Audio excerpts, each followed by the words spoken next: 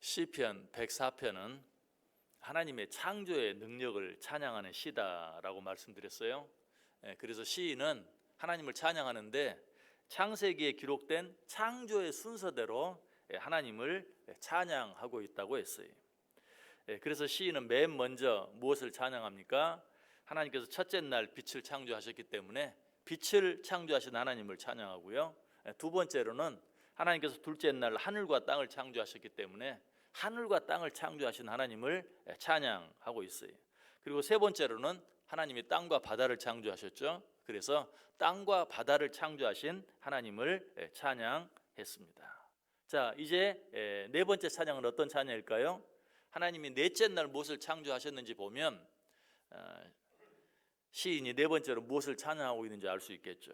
우리 하나님께서 넷째 날 무엇을 창조하셨습니까? 창세기 1장 14절에 보면 하나님이 이르시되 하늘의 궁창에 광명체들이 있어 낮과 밤을 나누게 하고 그것들로 징조와 계절과 날과 해를 이루게 하라. 뭘 창조하셨어요? 하늘의 해와 달을 창조하셨어요. 그래서 이제 시인은 하나님께서 넷째 날 창조하신 해와 달을 보면서 그것들을 창조하신 하나님을 찬양하고 있습니다. 19절 보세요. 여호와께서 달로 절기를 정하시며 해는 그 지는 때를 알도다.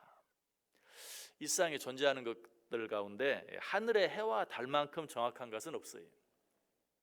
날마다 뜨는 시간과 지는 시간은 조금씩 달라지죠. 조금씩 길어지기도 하고 조금씩 짧아지기도 하고. 하지만 거기에는 조금의 오차도 없어요. 스위스에서 가장 자랑하는 롤렉스 시계보다도 훨씬 더 정확해요. 그래서 그것은 하나님이 명령하신 대로 사시와 일자와 연한을 이루고 그것들을 정확하게 구분해 줍니다. 뿐만 아니라 해와 달은 한 번도 뜨는 것과 지는 것을 거른 적이 없어요. 변화무쌍한 일기의 변화를 매 시간 체크해서 알려주는 일기예보도 절대로 미리 알려주지 않는 것 한 가지가 있어요. 그게 뭐냐면 내일은 해가 뜰 것인지 뜨지 않을 것인지 이것에 대해서는 전혀 말하지 않아요. 왜? 말할 필요가 없기 때문에. 너무나 정확하기 때문에. 천지가 창조된 이래 한 번도 해가 뜨지 않고 걸은 적은 없어요. 달이 뜨지 않고 지나간 적은 없어요. 물론 눈에 보이지 않는 때는 있죠. 날이 흐려서. 그러나 그런 날은 혹 있을지 몰라도 절대로 해가 뜨지 않거나 달이 뜨지 않는 그런 날은 없다.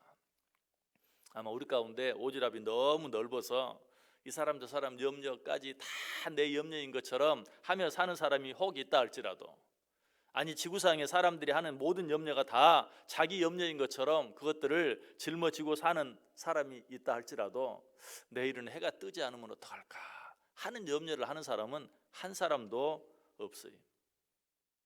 그런데도 우리는 롤렉스 같이 비싼 시계를 보면 감탄합니다. 요즘엔 또 얼마나 명품 시계가 유명합니까? 그런 것들을 보면 막 감탄하고 나도 저거 한번 가져봤으면 하면서도 해와 달을 만드신 하나님, 정말 단 몇 만분의 몇 천만분의 1초의 오차도 없는 해와 달을 만드신 하나님은 찬양하지 못하고 그 하나님을 보면서 감탄하지도 못하고 지나가 버리는 경우가 얼마나 많은지 몰라요. 우리는 아침이 되어서 해가 뜨는 것을 보면 그것으로 인해 하나님을 찬송할 수 있어야 돼요. 저녁이 되면 해가 지고 달이 떠오르는 것을 보면서 역시 하나님을 찬송할 수 있어야 돼요.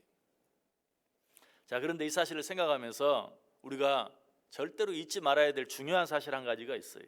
그것은 하나님께서 해만 창조한 것이 아니라 달도 창조하셨다는 사실. 다시 말해서 낮만 창조하신 것이 아니라 밤도 창조하셨다는 사실. 이 사실을 꼭 기억해야 돼요. 창세기 1장 16절에 보면 하나님이 두 큰 광명체를 만드사 큰 광명체로 낮을 주관하게 하시고 작은 광명체로 밤을 주관하게 하셨다. 자, 이것을 또 다른 말로 하면 무슨 말이 될까요? 하나님은 빛만 창조하신 것이 아니라 어둠도 창조하셨다는 것이. 역시 창세기 1장 18절에 낮과 밤을 주관하게 하시고 빛과 어둠을 나누셨다라고 말하고 있어요.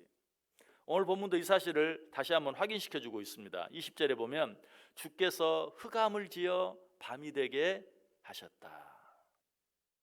낮만 창조하신 것이 아니라 밤도, 빛만 창조하신 것이 아니라 어둠도 누가? 하나님이 창조하셨다. 자, 이 사실을 통해 얻을 수 있는 가장 중요한 교훈 한 가지가 있다면 무엇일까요? 이사야 45장 7절이 그 답을 정확하게 우리에게 말해줘요. 나는 빛도 짓고 어둠도 창조하며 나는 평안도 짓고 환난도 창조하나니 나는 여호와라 이 모든 일들을 행하는 자니라 하였노라. 여러분, 하나님이 해와 달을 창조하셨다. 너무 자연스럽죠.